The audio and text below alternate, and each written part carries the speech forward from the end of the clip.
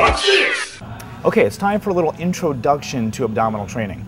Now, there's a lot of misinformation, there's a lot of misconceptions as far as training the abdominal region. I'm going to try to clear up some of that confusion before actually showing you the 3 different exercises that I have for abdominals. And first and foremost, I do have it split into 3 different sections. I have my DVD kind of menued so you have upper abs, lower abs, and obliques. And if you've noticed, they're all in quotations. So even though I have upper abs, you really can't only train the upper abs. All those muscles tend to contract in tandem, they contract together. You can maybe have a little bit more emphasis on a certain area. You can emphasize the obliques, you can emphasize the lower abs, but you can't work them in isolation. So you can't target, and also another thing, you can't target body fat reduction. You can't spot reduce fat. Lower abs are tough to see for a lot of people because that's just really the last place you lose body fat. So there's no point in doing 1,000 repetitions for abdominals just trying to burn body fat off that area. Actually, I've said this time and time again, the big muscle groups are what are responsible for burning body fat. So exercises like squats and leg extensions and leg curls and pull downs and rows and chest press, all those exercises are actually better exercises for burning body fat off the abdominal area. So you can't spot reduce body fat, but you do want to use abs. You want to use them to develop stability for your core. Another issue right there. A lot of people tend to only focus on core training. They tend to do it first in their routine, but abdominals are used for almost every other exercise. They're used for stability already. When you're doing a lateral raise out to the side with dumbbells, you can't help but use the abdominals. So people spend so much time on the abdominals, you really don't need to put that much into them. You can use them at the end of a routine. They're already warmed up. They're already fatigued. You can just finish them off with one of the exercises I have in my menu. It's another important point. You don't want to work abdominals first in your routine. A lot of people want to emphasize their abdominals, so they do it first. They'll do like medicine ball or physio ball crunches with medicine balls.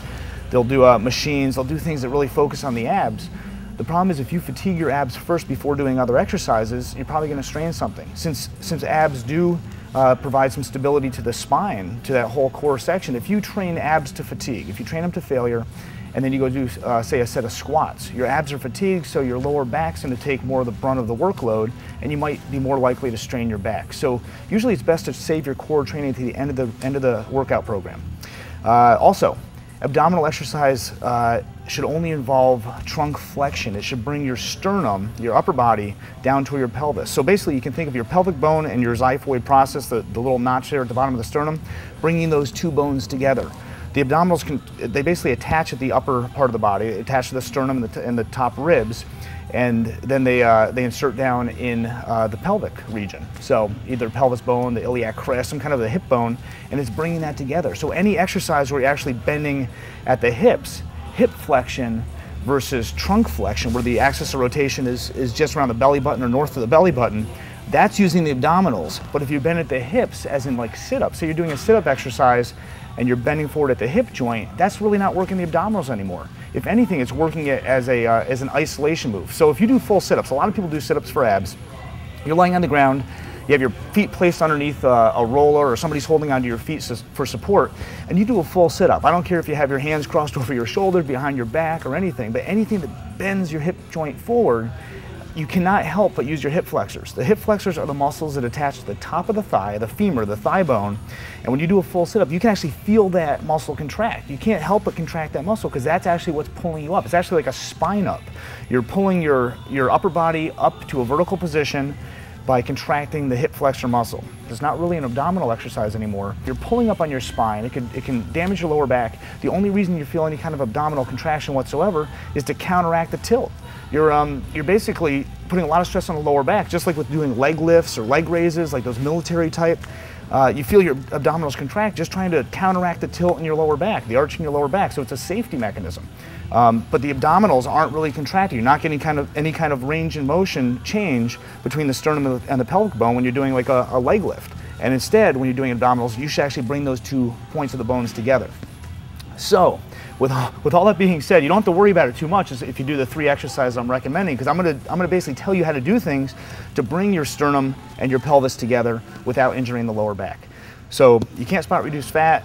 You should do abs last in the routine. If you want to do all 3 different aspects of your abdominals in one day, that's great. Go ahead and do upper, lower, and obliques. Do all 3 at one time. So say if you don't have the oomph to do abs every single workout, save them to the next time and put them all together. That's fine. Some of the best abdominal training I've ever done for myself is training abs once a week. I'll go really, really hard once a week.